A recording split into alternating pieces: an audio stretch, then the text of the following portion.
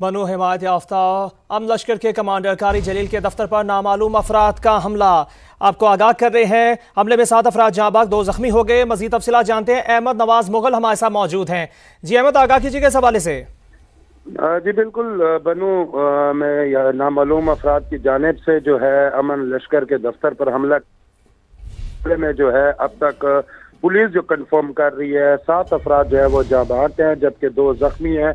Police की भारी नफरी जो है मौका की तरफ रवाना हो चुकी है और इलाके में हालात कशीदा है। फायरिंग का सिलसिला जारी है। जी ठीक है, बहुत शुक्रिया अहमद नवाज मुगल इस तफसील का। हमने नाज़रीन को बताते चले, हुकूमती हिमायत याफ्ता लश्कर के कमांडर कारी जलील के दफ्तर पर नामालूम अफराद का हमला, फायरिंग अभी भी जारी है। जानिब से जो है अमन लश्कर के दफ्तर पर हमला में जो है अब तक पुलिस जो कंफर्म कर रही है 7 अफराद जो है वो जांबाग हैं, जबकि 2 जख्मी हैं। पुलिस की भारी नफरी जो है मौका की तरफ रवाना हो चुकी है और इलाके में हालात कशीदा है। फायरिंग का सिलसिला जारी है। जी ठीक है, बहुत शुक्रिया अहमद नवाज मुगल इस तफसील का। हमने नाज़रीन को बताते चले, हुकूमती हिमायत याफ्ता लश्कर के कमांडर कारी जलील के दफ्तर पर नामालूम अफराद का हमला, फायरिंग अभी भी जारी है। यहाँ पर अफसोसनाक खबर आपको दें, फैसलाबाद के इलाके मलिकपुर में फैक्ट्री का बॉयलर फटने से जांबाग अफराद की तादाद 13 हो गई। मलबे से एक बच्ची की लाश निकाल ली गई। जांबाग अफराद में 2 खवातीन भी शामिल हैं। बॉयलर फटने से करीबी 10 घरों को भी नुकसान पहुंचा है। समा के नुमाइंदे यूसुफ चीमा से मजीद जानते हैं। जी यूसुफ, बताइएगा। देखिए, इस वक्त हम लोग गिलू की बनाने की फैक्ट्री के अंदर मौजूद है। अगर मेरा आपको कैमरामैन दिखा सके, जहां पर ये ब्लास्ट हुआ है, एक बड़ी तादाद के अंदर जो है ग्लू के ये ड्रम्स भरे हुए हैं और एक बड़ी तादाद है, जिसके बायस यहाँ पर आग जो है वो भी बार बार रेस्क्यू जो है वो कोशिश कर रही है आग को बुझाने की, मगर आग जो है वो कंट्रोल में नहीं आ पा रही है। और जो ज़ोरदार धमाका था उसकी अगर आप अंदाज़ा लगाएं उसकी इंटेंसिटी का, कि छत जो है वो तमाम की तमाम फैक्ट्री की जो है वो ज़मीन बोस हो चुकी हुई है। और ना सिर्फ फैक्ट्री की छत के साथ साथ यहाँ पर मौजूद गाड़ियाँ जो हैं वो भी जो कि यहाँ पर ट्रांसपोर्टेशन के लिए और लोड के लिए यूज़ की जाती थी, वो तमाम जुलस कर जो हैं वो राख हो गई हुई हैं। अब तक डीसी फैसलाबाद के मुताबिक तकरीबन 12 लोग जो हैं उनकी डेथ कंफर्म हो चुकी हुई है। जबकि अगर अतराफ के घरों के हवाले से देखें तो, अगर मेरा कैमरामैन आपको दिखाए तो फैक्ट्री के साथ जो दीगर घर हैं उसकी बैक साइड पे उन घरों का हाल जो है आप देखें तो उनकी छतें मुकम्मल तौर पर टूट चुकी हैं, दीवारें टूट चुकी हैं।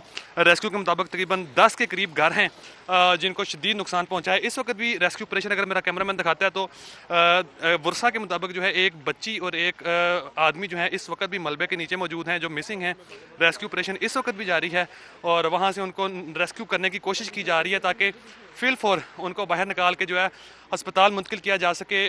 काफ़ी ज़्यादा जो है गम पाया जा रहा है इलाके के अंदर, काफ़ी ज़्यादा परेशानी है क्योंकि इतना बड़ा हादसा जो है वो यहाँ पर रिपोर्ट हुआ है और रेस्क्यू को भी काफ़ी ज़्यादा परेशानी का सामना करना पड़ रहा है क्योंकि केमिकल है यहाँ पर और केमिकल आँखों में चुभन कर रहा है, सांस लेने में मसला कर रहा है, जिसके बायस जो है रेस्क्यू ऑपरेशन भी थोड़ा सा मुतासर हो रहा है। डीसी फैसलाबाद मौका पर मौजूद है, ज़िला इंतजामिया मौका पर मौजूद है। ये कहा जा रहा है कि जो फैक्ट्री के मालिक हैं उनके खिलाफ कार्रवाई की जो है उसका आगाज़ किया जा रहा है। उनकी गिरफ्तारी के लिए टीमें रवाना कर दी हुई हैं और रेस्क्यू का ऑपरेशन जो है यहाँ पर अभी जारी है। दूसरी जानिब 11वीं नेशनल फाइनेंस कमीशन का इजलास 4 दिसंबर को तलब कर लिया गया। वजारत खजाना ने पहले जारी किया गया नोटिस जुज़वी तौर पर तब्दील कर दिया। तफसील जानते हैं इस्लामाबाद से समा के नुमाइंदे खुसूसी शकील अहमद से। शकील, बताएगा कि इजलास में कौन कौन शरीक होगा और एजेंडा क्या है इजलास का? देखिए, ये वफाक और चारों सूबों के दरमियान वसाइल की असर नौ तकसीम का जो फार्मूला है उसको असर नौ तय करना है, तो उसके लिए इजलास बुलाया गया है। 4 दिसंबर को इब्तिदाई मुशावरत होगी, इनागुरल सेशन होगा। 21 अगस्त को नेशनल फाइनेंस कमीशन तश्कील दिया गया था 11वां। 29 अगस्त इब्तिदाई तारीख थी, फिर 18 नवंबर प्रपोज की गई, लेकिन अब 4 दिसंबर को होगा। और इसका जो एजेंडा जारी किया गया है उसके मुताबिक नए NFC पर मजमूई हिकमत अमली पर गौर होगा, मुख्तलिफ शोबों पर झैली ग्रुप्स बनाने की तजवीज़ ज़ेर बहस आएगी। चारों सूबों की जानिब से माली सूरत हाल पर ब्रीफिंग दी जाएगी। वफाक भी अपनी माली पोजीशन वाज़े करेगा और आइंदा इजलास का शेड्यूल और टाइम तय होगा। बलूचिस्तान, पंजाब, KP और सिंध के नुमाइंदे इस इजलास में शरीक होंगे और वजारत खजाना में इजलास होगा। ये ठीक है, बहुत शुक्रिया शकील, आपने अपडेट किया। फैसलाबाद से अफसोसनाक खबर, जहां मलकपुर में वाक़ई केमिकल फैक्ट्री का बॉयलर फटने से आग भड़क उठी। जांबाग अफराद की तादाद 5 हो गई है, 8 शदीद जख्मी हैं। करीबी घरों को भी नुकसान पहुंचा है। मलबे तले मजीद अफराद के दबे होने का खदशा है। रेस्क्यू ऑपरेशन जारी है। मजीद क्या तफसीलात है जानते हैं अपने नुमाइंदे यूसुफ चीमा से। यूसुफ, क्या सिचुएशन है अभी यहाँ पर, बताइएगा। रेस्क्यू का ऑपरेशन कहाँ तक पहुँचा है? देखिए, बिल्कुल ये अफसोसनाक वाकया मलकपुर का रहायशी इलाका है, वहाँ पर पेश आया है, जहाँ पर ये केमिकल की फैक्ट्री है जिसका बॉयलर फटने के बाद फैक्ट्री की छत जो है वो भी जमीन बोस हो गई है। जिसके बायस अब्तदाई तौर पर 5 लाशें जो है वो निकाली गई हैं, जबकि तकरीबन 1 दर्जन से ज्यादा लोग जो है वो अभी भी मलबे के नीचे दबे हुए हैं। ब्लास्ट होने के बाद जो है फैक्ट्री में आग लग गई थी, जिसके बायस अक्सरियत लोग जो है वो झुलस के मरे हैं। साथ साथ मलबे के नीचे आने के भी ऑपरेशन जारी है, तो मलबे के नीचे से भी जो है निकाला जा रहा है। अब सही तौर पर ये बताया जा रहा है तकरीबन 1 दर्जन से ज्यादा लोग जो है वो अभी भी जख्मी हैं, जिनको रेस्क्यू ऑपरेशन मौका पर जारी है। रेस्क्यू का यही कहना है कि अब सही तौर पर ये बताना कबल वक्त होगा कि बॉयलर फटने की वजह क्या सामने आ सकी है, मगर 5 लाशें जो है वो निकाली गई है, जिसके अंदर खवातीन और बच्चे भी शामिल हैं, और रेस्क्यू ऑपरेशन जो है अभी जारी है। अच्छा, ये बताइएगा कि 8 शदीद जख्मी है, तो उनकी हालत अब खतरे से बाहर बताई जा रही है? देखिए नहीं, अभी क्योंकि वो ज्यादातर जख्मी जो है अभी मलबे नीचे दबे हुए हैं, जिनमें से तकरीबन 2 लोगों को जो है वो जिंदा भी निकाला गया है, जो कि झुलसे हुए हैं। अभी उनको अलाइड अस्पताल बर्न यूनिट में मुंतकिल किया जा रहा है, मगर बेशतर जो है लोग मलबे के नीचे दबे हैं, इसलिए उनका भी अभी हालत के बारे में बताना कबल वक्त होगा। अच्छा यूसुफ, आपकी रेस्क्यू हुक्काम से बात हुई है? उनकी जानिब से क्या बताया जा रहा है कि मजीद कितना वक्त लगेगा रेस्क्यू ऑपरेशन को मुकम्मल होने में? देखिए रेस्क्यू ऑपरेशन जो है वो जारी है, क्योंकि मलबा है सारा, नीचे उसके आग है और मलबा को हटाने की कोशिश की जा रही है। जैसे जैसे मलबे को काट के नीचे से जो है वो लाशें निकाली जा रही हैं। अभी ऑपरेशन जारी है, तो हम इससे अभी भी तकरीबन 2 घंटे तक जो है वो लग सकते हैं। अच्छा, और यूसुफ ये भी हमें बताएं कि इमदादी कार्रवाइयों में किन मुश्किलात का सामना करना पड़ रहा है? देखें ये फैक्ट्री है और ये है भी रहायशी इलाकों के बीचों बीच में बनी हुई है, जिसके पास रेस्क्यू की मूवमेंट जो है वो बहुत महदूद होकर रह जाती है। और रेस्क्यू का सबसे बड़ा मसला तो यहाँ पर पहुंचने का, और यहाँ से क्योंकि साथ साथ फायर कंट्रोल वाला काम भी करना है, और फायर टेंडर्स की मूवमेंट जो है वो इन गलियों के अंदर थोड़ी सी मुश्किल हो जाती है। रहायशी इलाकों में मुतअद्दिद बार लोग इन चीजों की कंप्लेंट करते रहते हैं कि यहाँ से जो है इस तरह की फैक्ट्रीज जिनके पास इस तरह के बॉयलर्स का मौत मौजूद है, उनको बाहर निकाला जाए शहरी इलाकों से, रहायशी इलाकों से, मगर ये पेशगी तौर पर इस तरह के इकदाम करते हुए नजर नहीं आते। तो हम इस वक्त जो है रेस्क्यू को इस तरह की मुश्किलात का सामना है कि यहाँ पर मूवमेंट जो है वो काफी ज्यादा है, और उसके अलावा लोग अहले इलाका जो अपनी मदद आपके तहत भी रेस्क्यू की मदद कर रहे हैं, साथ साथ वहाँ से लोगों को निकालने के लिए उनकी भी भरपूर कोशिश जारी है। ठीक है। अच्छा यूसुफ, मुझे ये बताएं, अगर आप एक मोहतात तखमीना लगा सके तो जो इर्द गिर्द के घर हैं उनको कितना नुकसान पहुंचा है? देखिए अगर घरों की हालत देखें तो घरों के शीशे वगैरह जो बाहर के हैं वो तो टूटे हुए हैं। बिल्डिंग जो है, जो करीबी घर हैं, उनकी दीवारें वगैरह भी नीचे गिरी हुई हैं। मोहताज अंदाज से देखें तकरीबन 3 से 4 घर जो बिल्कुल साथ नेबरिंग में हैं, उनको तो नुकसान बज़ाहिर देखने में आ रहा है, मगर जो दूर दूर के घर हैं जुज़वी तौर पर नुकसान पहुंचा हुआ है। अच्छा, और ये क्या कोई गुंजान आबाद इलाका था? देखिए बिल्कुल ये एक रहायशी इलाका है, गुंजान आबाद इलाका है। शहर के बिल्कुल बीचों बीच जो ये मलकपुर का इलाका है, शेखुपुरा रोड मेन फैसलाबाद की रोड है, और उसके अंदर निशाताबाद के करीब बिल्कुल ये एक गुंजान आबाद इलाका है। अच्छा, ये भी बताइएगा कि आपने बताया कि केमिकल फैक्ट्री जो है वो आबादी के अंदर ही है, तो ये इंतजामिया की जिम्मेदारी है कि इस तरह की फैक्ट्री को वो अलाउ क्यों करते हैं, इशू क्यों किया जाता है इस तरह की फैक्ट्री को? तो इंतजामिया से भी सवाल किया जाएगा इस हवाले से? देखिए इंतजामिया की कारकर्दगी में ऊपर सवालिया निशान तो इस बात पे उठता है, मगर जब भी कोई हादसा होता है तो मुख्तलिफ कमेटीज बना दी जाती हैं और ये कहा जाता है कि इस तरह की फैक्ट्रीज को सिर्फ और शहरी इलाकों से बाहर निकाला जाए।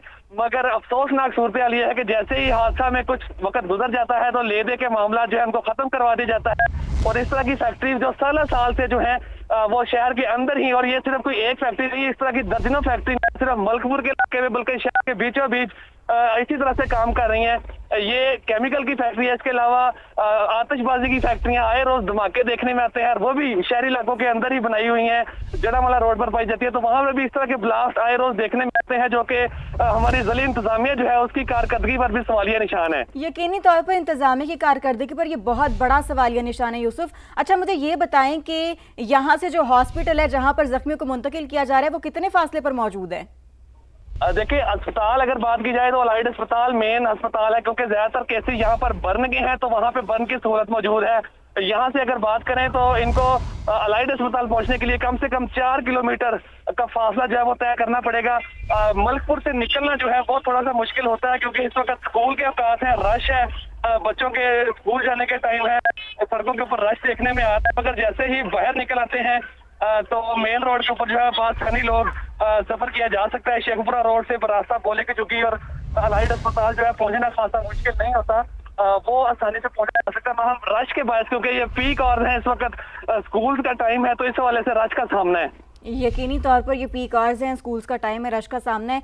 यूसुफ, मुझे ये बताएं कि अभी जैसे आप बता रहे हैं कि रेस्क्यू ऑपरेशन जारी है और रेस्क्यू ऑपरेशन में मुश्किलात का सामना भी करना पड़ रहा है, तो इस वक्त मलबे से लोगों को निकालने का अमल जारी है या साथ साथ आग बुझाने का अमल भी जारी है?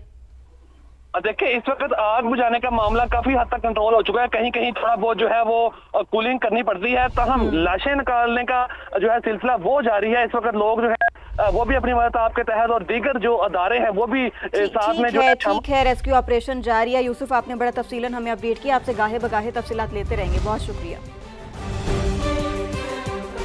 मई में 4 दिन की जंग में पाकिस्तान ने भारत को जन्नाटेदार थप्पड़ रसीद किया। अफवाज पाकिस्तान की कारकर्दगी ने दुश्मन को घुटनों के बल गिरने पर मजबूर किया। वजीर आजम शहबाज शरीफ का बाग में तकरीब से खिताब, कहा अमरीकी कांग्रेस की रिपोर्ट ने जंग में हमारी फतह पर मोहर सबत कर दी। फील्ड मार्शल आसिम मुनीर ने मुझसे मुशावरत करके फैसले किए जो ममालिक वाजबी मिलते थे, अब गर्मजोशी का मुजाहरा करते थे। अब आपको बताएं कि अक़वाम मुत्तहिदा के सलामती काउंसिल के अलकायदा पर पाबंदी से मुतल्लिक कमेटी के सरबराह ने कलअदम TTP के बायस खित्ते के लिए पैदा होने वाले संगीन खतरे से खबरदार कर दिया। सांडर जेंसन ने दो टोक कहा कि तालिबान हुकाम की जानिब से TTP को भरपूर अमली मदद मिल रही है।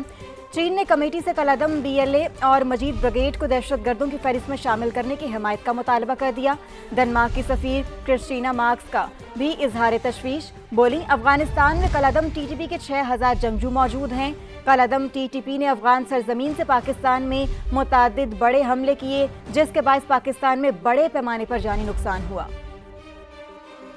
राफेल हो गया फेल, दुनिया में फख्रे पाकिस्तान। GF-17 थंडर तैयारी की धूम, आलमी सतह पर डिमांड बढ़ गई। पाकिस्तान ने दोस्त ममालिक के साथ GF-17 थंडर की फरोख्त के MOU पर दस्तखत कर दिए। दुबई एयर शो में air chief marshal Zaheer Ahmed Babar Sidhu की दोस्त ममालिक के एयर चीफ से अहम मुलाकातें हुई। अमाराती अस्करी क़यादत ने पाक फ़िज़ाई की जिद्दत, सलाहियतों और पेशा वराना मयार को सराहा। दुबई एयर शो में मशाक और GF-17 थंडर ब्लॉक 3 खुसूसी तवज्जो का मरकज़ बन गया। मार्का हक में पाकिस्तान की शान बढ़ाने वाले लड़ाका तैयारे GF-17 थंडर की दुबई एयर शो में घनगरज, दुश्मन पर बिजलियां गिरा दी। भारतीय पायलट्स भी GF-17 को छूने के लिए बेकरार। भारतीय पायलट्स ने पाकिस्तान एयरफोर्स पवेलियन का दौरा किया, तैयारों के साथ सेल्फियां भी बनाई।